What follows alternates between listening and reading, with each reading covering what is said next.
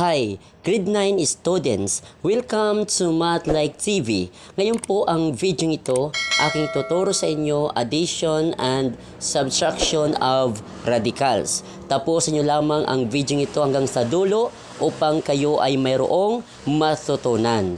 Take note, you can add or subtract one or more radicals kapag the same ang kanyang radicand at yung kanilang mga index. Example sa ating mga given na narito, number 1, so dito muna tayo sa addition. Ang given ay square root of 2 plus square root of 2 plus square root of 2. Take note, meron po yan mga numerical coefficient or whole number. Okay? Diyan po sa unahan nila. Okay? Bago mag-square root of 2. So, invisible, meron po siyang 1. So, you can add, then kopyahin ang kanyang square root of 2. Ito yung kanyang magkaparehas, yung radicand. The same din also ang kanilang indices. Okay? Na meron siyang exponent na 2. Okay? So, that is 1 plus 1 plus 1. Then, itong square root of 2. Okay? So, add natin 1 plus 1 plus 1. Then, equals 3. Kopyahin ang square root of 2 dahil the same lang naman ang radicand maging ang kanilang indices. So itong final answer equals 3 square root of 2. Next, number 2, ang given natin ay 8 times square root of 3 plus 2 times square root of 3. So makikita natin parehas lang ang kanyang radicand maging ang kanilang indices. So itong numerical coefficient or whole number ay ating lang i-add. So that is 8 plus 2, then kinupilang natin ang kanyang radicand na square root of 3. So, the final answer, i-add natin itong 8 plus 2 equals 10, then times the square root of 3. So, yan po ang final answer. Next, number 3, ang given natin ay square root of 2 plus square root of 50. So, dito makikita natin sa unang tingin ay hindi natin sila pwedeng may add dahil nga magkaiba po yung radicand. Pero ang gagawin natin, itong 50 ay ating lang ifa-factor out. Nang isa doon ay perfect square. Okay? So, kopyahin itong square root of 2 plus ang factor ng 50, that is 25 times 2. Okay? So, yan po. Next, ating isulat ulit square root of 2 plus, simplify natin itong square root of 25.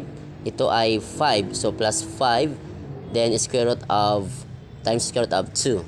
Then, i-add na natin. So, itong square root of 2, meron siyang whole number dyan na 1. So, that is 1 plus 5, that is 6. Then, kopyahin ang kanyang square root of 2. The same lang ang kanyang radicand maging indices. So, itong final answer equals 6 times square root of 2. Next, number 4 naman tayo kung paano mag-subtract. So, ang given natin ay square root of 3 minus square root of 12. So, dito magkaiba yung radicand. Ngayon, ang 12 ay ating siyang i-factor out. Okay? So, dapat ang isang number doon ay perfect square. So, dito po ating gawin. So, square root of 3, kopyahin natin, minus factor out ng square root of 12, that is square root of 4 times square root of 3. Next, kopyahin ulit natin yung square root of 3 minus itong square root of 4, ang kanyang root dito ay 2. So, isulat ang 2, then times square root of 3. Ngayon, makapag-subtract na tayo. So, itong square root of 3, meron po siya numerical coefficient or whole number na 1. So, ating subtract. So, 1 minus 2 equals negative 1 square root of 3. So, yan po ang final answer. Next, number 5. So, ang given natin ay 2 times square root of 6 minus 2 times square root of 24. Ito makikita natin, parehas ang index, ngunit magkaiba naman yung kanilang radicand. So, ang gagawin natin, itong 24, ating siyang i-simplify. So, ating siyang i-factor out.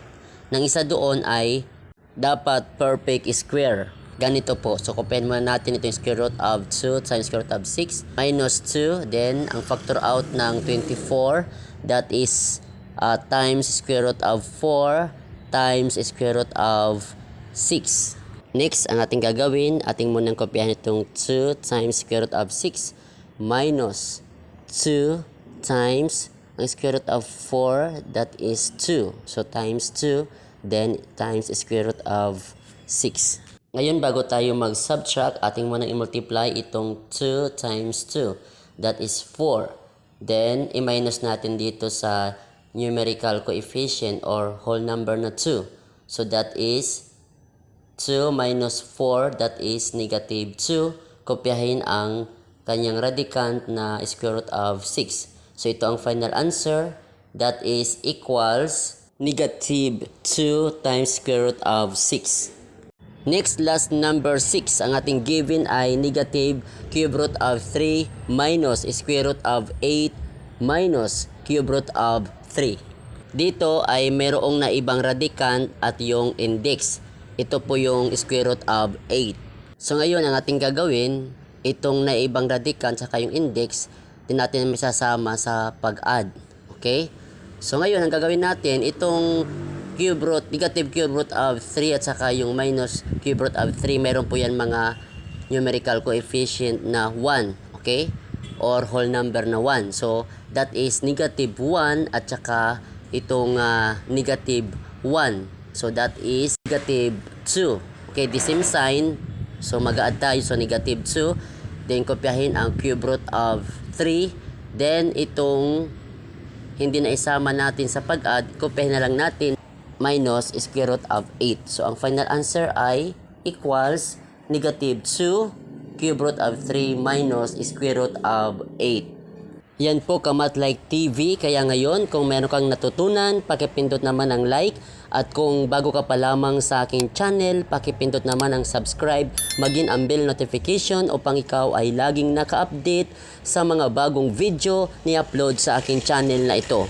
Maraming salamat po sa inyong panunood.